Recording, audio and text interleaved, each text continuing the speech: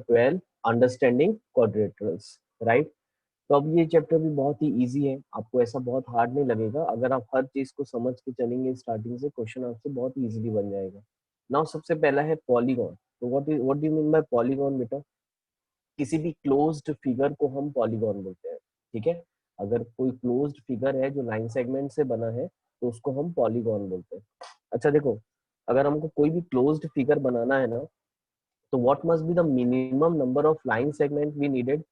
अगर हमको कोई भी एक क्लोज्ड फिगर बनाना है तो मिनिमम हमको 3 लाइंस लगेगी, जिससे आपका ट्रायंगल बनता है, ठीक है। तो triangle must be the minimum, बोलना चाहिए sides required to make a polygon. एक क्लोज्ड फिगर बनाने के लिए सबसे मिनिमम लाइन हमको 3 चाहिए, तो हमारा जो पॉलीगॉन है वो ट्रायंगल से स्टार्ट होता है, ठीक है। हैविंग 3 साइड्स यानी कि 3 लाइन सेगमेंट्स, जिससे ये क्लोज्ड फिगर बना है, that is known as a polygon. अगर 4 साइड्स रहेगी किसी भी पॉलीगॉन की तो उसको हम क्वाड्रिलेटरल बोलेंगे। अगर 5 साइड्स रहेंगी किसी पॉलीगॉन की तो उसको हम पेंटागन बोलेंगे। 6 साइड्स को हेक्सागन बोलेंगे। 7 साइड्स को हेप्टागन बोलेंगे। 8 साइड्स को ऑक्टागन बोलेंगे। 9 साइड्स को नोनागन और 10 साइड्स, ठीक है। तो ये आपके वेरियस टाइप्स ऑफ पॉलिनोमियल है, ठीक है। पॉलिनोमियल बोलता हूँ, पॉलीगॉन है, सॉरी। नाउ नेक्स्ट, दो टाइप के पॉलीगॉन होते हैं, एक होता है कॉनकेव पॉलीगॉन और एक होता है कॉन्वेक्स पॉलीगॉन। तो मैं आपको ये बहुत ही सिंपल वे में बता देता हूँ, what is a concave and what is a convex polygon. अगर आप कहीं पर भी पॉलीगॉन में किसी भी दो साइड्स को ज्वाइन करके अगर आप एक एक्सटर्नल लाइन सेगमेंट बना पा रहे हो, या एक एक्सटर्नल डायगोनल बना पा रहे हो, या एक्सटर्नल लाइन बना पा रहे हो, तो उसको हम कॉनकेव पॉलीगॉन बोलेंगे। किसी भी पॉलीगॉन के किसी भी टू साइड्स को लेके अगर आप एक स्ट्रेट लाइन बना पा रहे हो बाहर की तरफ, अंदर की तरफ नहीं है, देखो अंदर का पोर्शन इस पॉलीगॉन का ये वाला है, अगर मैं बाहर की तरफ एक लाइन सेगमेंट बना पाऊंगा तो उसको हम कॉनकेव पॉलीगॉन बोलेंगे। और what is a convex polygon, जिसमें आप किसी भी साइड्स को पकड़ लो और अगर आप लाइन सेगमेंट चाहोगे तो भी बाहर की तरफ कोई भी लाइन सेगमेंट आप नहीं बना पाओगे, उसको हम कॉन्वेक्स पॉलीगॉन बोलते हैं। बनाना चाहे तो हम ये बना सकते हैं लाइन सेगमेंट, लेकिन ये अंदर की तरफ हो गया जिसको हम डायगोनल बोलते हैं, इंटीरियर डायगोनल, राइट। तो ये होता है कॉन्वेक्स पॉलीगॉन, जहां पर आप किसी भी टू साइड्स को लेके एक्सटर्नल डायगोनल ना बना पाओ, that is a convex polygon. अगर किसी भी टू साइड्स को लेके एक्सटर्नल डायगोनल बन रहा है तो उसको हम कॉनकेव पॉलीगॉन बोलेंगे, ठीक है। नेक्स्ट है आपका regular and irregular polygon. What is a regular polygon and what is a irregular polygon? तो ये भी बड़ा सिंपल सा कंसेप्ट है। What is a regular polygon? जितने भी पॉलीगॉन ऊपर हमने पढ़ा है, ट्रायंगल, क्वाड्रिलेटरल, ठीक है, पेंटागन, हेक्सागन, हेप्टागन, ऑक्टागन, वो सारे के सारे रेगुलर पॉलीगॉन है, ठीक। वो जितने भी आपके होंगे रेगुलर पॉलीगॉन होंगे। और रेगुलर पॉलीगॉन की मैं बात बताऊं तो रेगुलर पॉलीगॉन में दो कंडीशंस होती हैं। पहली, कि जो सारे एंगल्स होंगे वो सेम होंगे और जो सारे साइड्स होंगे वो सेम होंगे। यानी कि अगर मैं इनको रेगुलर पॉलीगॉन बोलूंगा तो इसका मतलब इसमें ये अगर ट्रायंगल है तो इस ट्रायंगल के ये सारे साइड्स सेम होंगे और इसके पूरे एंगल्स इक्वल होंगे। वैसे अगर ये क्वाड्रिलेटरल है तो क्वाड्रिलेटरल में ये दोनों एंगल इक्वल, वो हम क्वाड्रेटर आगे पढ़ेंगे तो आपको और अच्छे से समझ में आ जाएगा।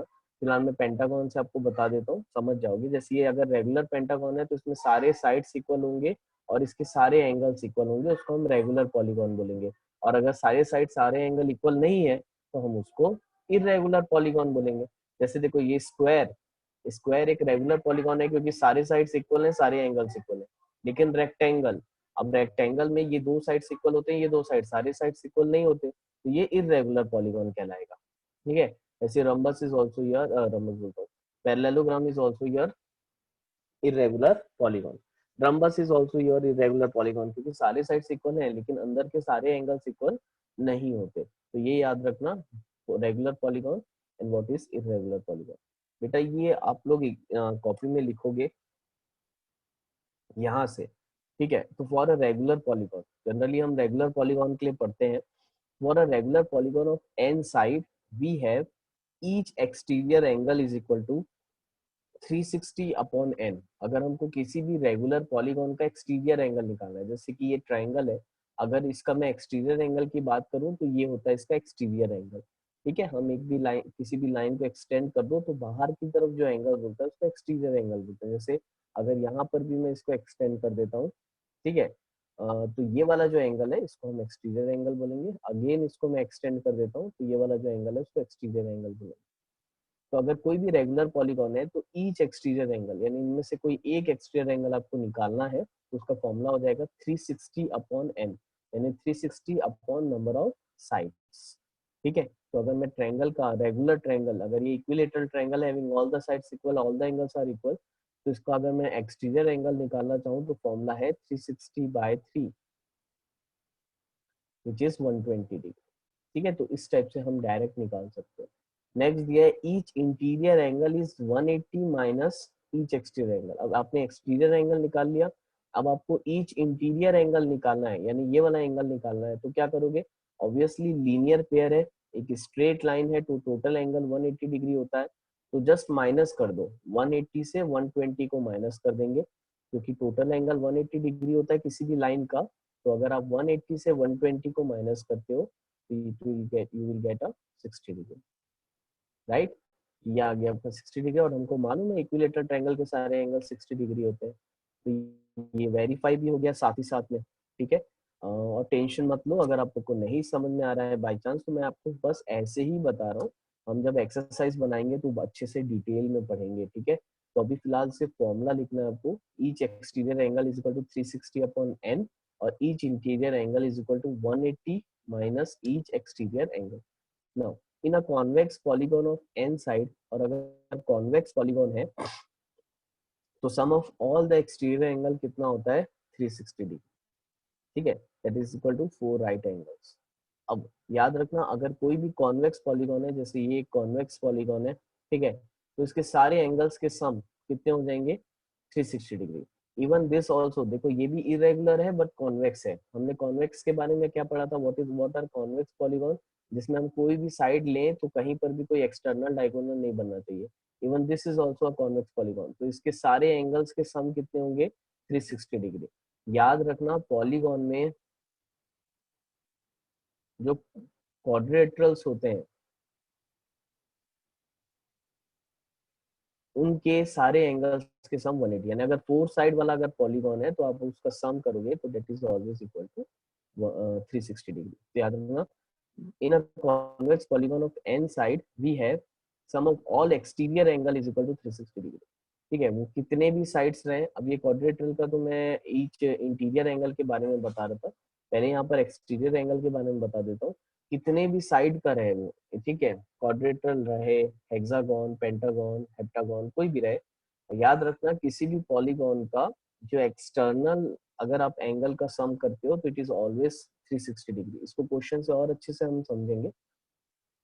और sum of all the interior angles का फॉर्मूला है 2n minus 4 times of right angle, right, 2n minus 4 right angle, इसका मतलब n minus 2 times of 180 degree. तो ये फॉर्मूला भी आप लोग याद रखोगे, मैं आपको ये सारे फॉर्मूले एक्सप्लेन करूंगा।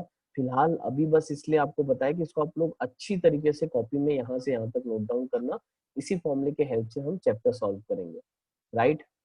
चलो ठीक है, आगे बढ़ते हैं। Now what are the diagonals of a polygon? अगर हम एक्सटर्नल साइड, एक्सटर्नल बोलता हूँ, अगर हम अपोजिट साइड्स को ज्वाइन करते हैं, कोई भी पॉलीगॉन है उसके अगर अपोजिट साइड से जैसे ये ई और ये बी है, इसके अपोजिट साइड से अगर आप लाइन ड्रॉ करते हो तो उसको हम डायगोनल बोलते हैं। जैसे ये एफ और बी, इसको भी अगर आप ज्वाइन करोगे तो इसको भी हम डायगोनल बोलेंगे। वैसे बी और डी, इसको भी अगर आप ज्वाइन करोगे तो इसको आप डायगोनल बोलोगे।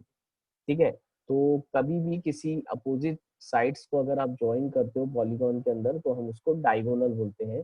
जैसे कि ये एक पॉलीगॉन है जिसकी 1 2 3 4 5 6 साइड्स है, अगर आपको नंबर ऑफ डायगोनल्स निकालना है कि इसमें कितने नंबर ऑफ डायगोनल्स है, तो अगेन ये फॉर्मूला भी आप नोट डाउन करोगे कि number of diagonals is equal n into n minus 3/2। ठीक है, n into n minus 3/2 where n is a number of sides. अगर यहाँ पर ये 1 2 3 4 5 6 इस हेक्सागोन के 6 साइड्स है, तो हम यहाँ n को 6 रखेंगे, तो ये आ जाएगा 6 टाइम्स ऑफ 6 माइनस 3/2, तो ये आएगा 9 डायगोनल्स। तो अगर आप ये लाइंस को काउंट करेंगे तो आपकी टोटल लाइंस 9 ही आएंगी। ठीक है, तो ये नंबर ऑफ डायगोनल्स निकालने का फॉर्मूला है, अगेन आप इसको नोट डाउन करोगे कॉपी में। ठीक है, next interior angle sum property, interior angle sum property, ये जो मैंने फॉर्मूला लिखवाया था आप उसी से हम बनाएंगे। तो फटाक से हम एक्सरसाइज में आ जाते हैं अब।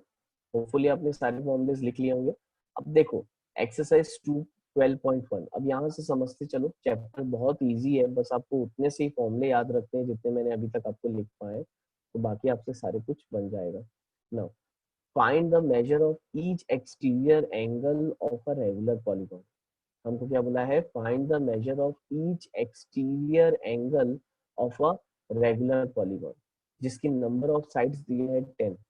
अब देखो आपने फॉर्मूला लिखा था ऊपर, चेक करो, major of each exterior angle निकालने का फॉर्मूला आपने क्या लिखा था,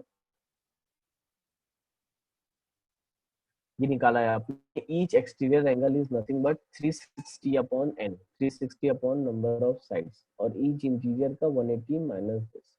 ठीक है, तो ये याद रखना कि major of each exterior angle निकालना है तो 360 अपॉन नंबर ऑफ साइड्स का, बस छोटा सा क्वेश्चन है। अब देखो find the major of each exterior angle, तो हमको ईच एक्सटीरियर एंगल बोला है जिसके नंबर ऑफ साइड्स 10 है, तो देयरफॉर आप लिखोगे फर्स्ट, तो measure of,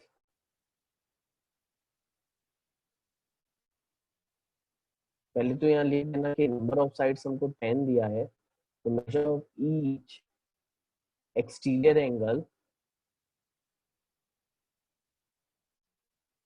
is equal to कितना आएगा, 360 अपॉन एन। तो बताओ 360 अपॉन एन कितना दिया है, 10, तो कितना आएगा measure of each exterior angle, 36 degree.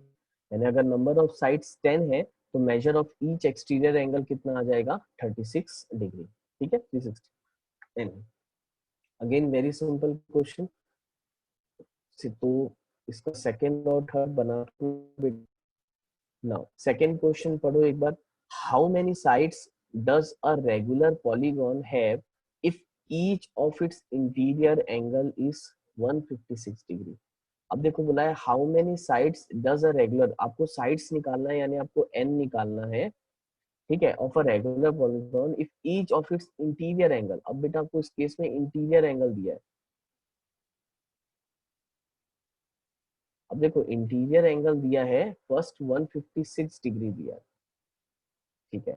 अब देखो इंटीरियर एंगल दिया है, अगेन अगर इंटीरियर एंगल दिया है आपको एक्सटीरियर एंगल निकालना है, आपको ईच एक्सटीरियर एंगल निकालना है, तो आप क्या करो, सबसे पहले इसको 180 से माइनस कर दो, 180 माइनस 156। अब जैसे आप माइनस करते हो 180 माइनस 156, तो ये आ जाएगा,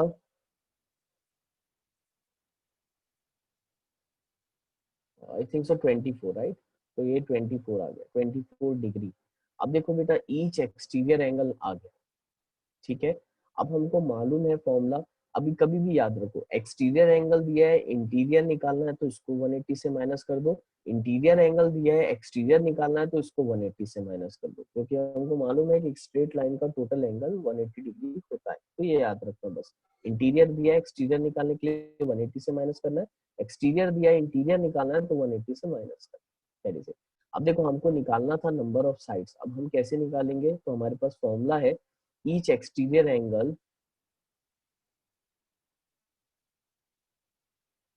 is equal to 360 upon n, right?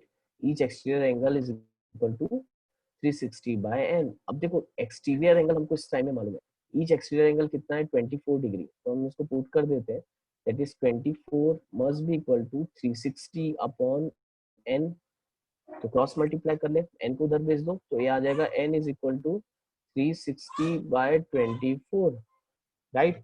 अब देखो कैंसिल करो, 360 और 24 को अगर हम डिवाइड करते हैं तो कैंसिल करो, 2 1 जा 2, 2 2 जा 4, 2 1 जा 2, 1 2 8 जा 16, 0, अगेन इसको कैंसिल कर लेते हैं, 4 3 जा 12, 4 4 जा 16, 4 5 जा 20, अगेन 3 1 जा 3, 3 5 जा 15, तो n इज इक्वल टू आ रहा है 15। तो बताओ बेटा नंबर ऑफ साइड्स हमारा कितना आ गया, 15। तो इस टाइप से आपको कैलकुलेट करना है, इंटीरियर एंगल दिया है, पहले आप एक्सटीरियर एंगल निकाल लो, और एक बार एक्सटीरियर एंगल आ गया तो फिर नंबर ऑफ साइड्स निकालो। जैसे मेरा इस समय नंबर ऑफ साइड्स आया 15, तो इसका आंसर हो गया मेरा n इज इक्वल टू 15। ठीक है, तो होपफुली आप लोग को समझ में आया होगा। एक क्वेश्चन इसका और बना लेते हैं, जैसे कि यहाँ पर ये 160 वाला दिया है, तो मैं जस्ट आपको इसी में पुट करके समझाता हूँ। सपोज यहाँ पर अब ईच एक्सटीरियर एंगल दिया हुआ है मुझे 160 डिग्री, तो ये आपका each interior angle, sorry each interior angle दिया है 160 डिग्री, तो ईच इंटीरियर हो गया 160 डिग्री। तो अब तुम बताओ ईच एक्सटीरियर एंगल कितना आ जाएगा। 180 से माइनस कर देंगे, तो जस्ट माइनस करो 180 माइनस 160, तो बताओ कितना आएगा 20 डिग्री। नाउ इस केस में अब हमारे पास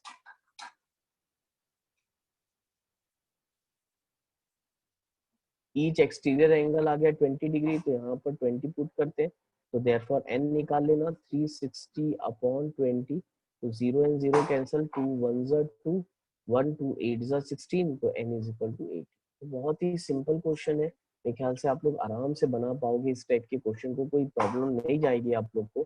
तो बेटा फर्स्ट और सेकंड क्वेश्चन आप लोग कंप्लीट करके आओगे, नेक्स्ट क्लास में मैं थर्ड क्वेश्चन से आपको सॉल्व करवाऊंगा। ठीक है, क्योंकि नया चैप्टर है, थोड़ा सा आज मैं जानबूझ के कम पढ़ा रहा हूँ, क्योंकि आप लोग को ऐसा ना लगे कि एकदम ही वो, क्योंकि आप जब तक खुद से बनाओगे नहीं, एक बार रिवीजन नहीं करोगे तो आगे का समझ में नहीं आएगा। तो नेक्स्ट क्लास में जब मैं पढ़ाऊंगा तो प्लीज जितना भी आज करवाया है एक बार उसको रिवीजन करना, फॉर्मूले को याद कर लेना और ये क्वेश्चंस को बना लेना, तब हम थर्ड क्वेश्चन से बनाएंगे तो आप लोग को और अच्छे से समझ में आएगा। तो होपफुली आप लोग फॉर्मूले याद करके आओगे, तो कल अपन यहाँ से कंटिन्यू करेंगे। Thank you class.